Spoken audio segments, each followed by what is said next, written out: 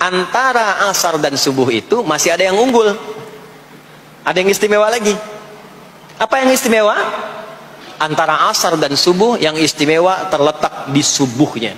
Jadi dari 5 waktu ini, yang pertengahan asar dan subuh, karena amal di bawah ditunjukkan untuk mendapatkan penilaian langsung dari Allah seketika dan memberikan jawaban dari apa yang kita inginkan, asar dan subuh. Tapi dibandingkan asar dengan subuh, bila keduanya dibandingkan, dua-duanya mulia. Maka subuh punya kemuliaan yang tidak dimiliki oleh asar.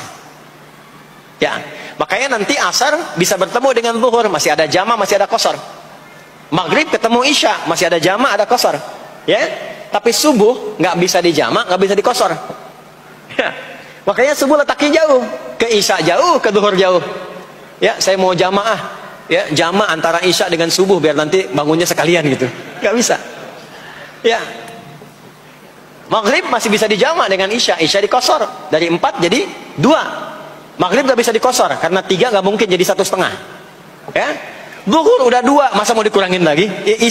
Subuh udah 2. Gak mungkin dikurangi lagi.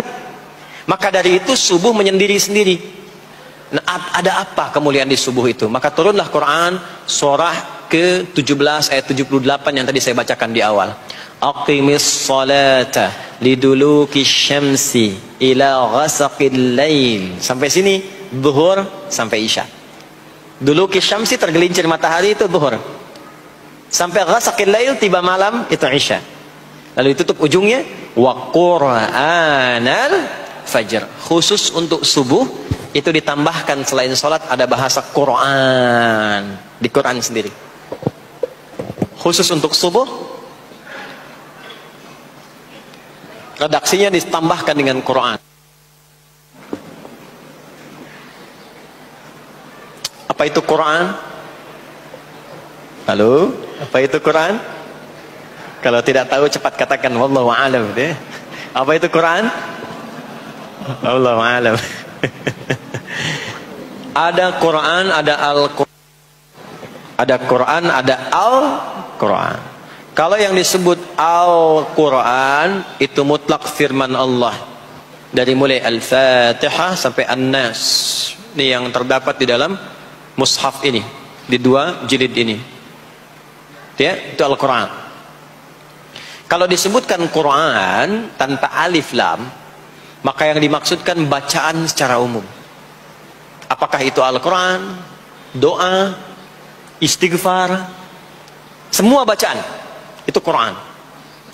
Kemuliaan sholat subuh itu dimulai sejak waktu fajar, matahari mulai keluar sinarnya untuk membelah gelapnya malam, itu sinarnya disebut dengan fajar.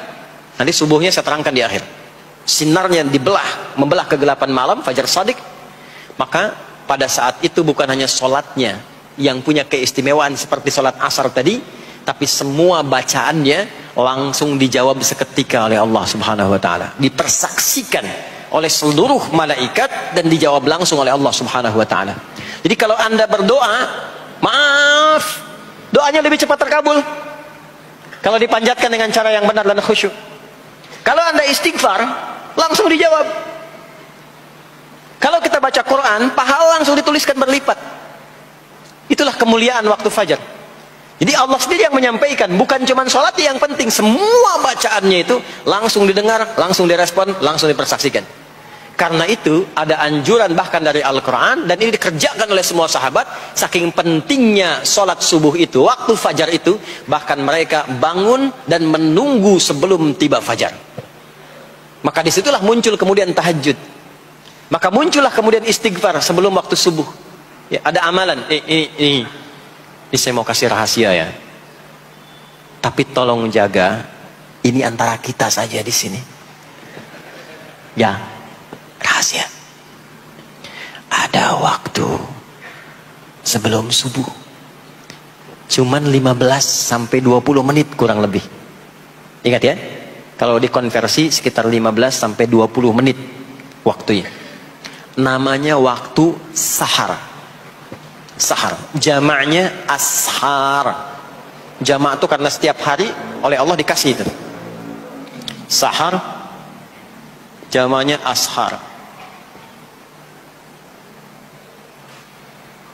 Rahasianya di mana?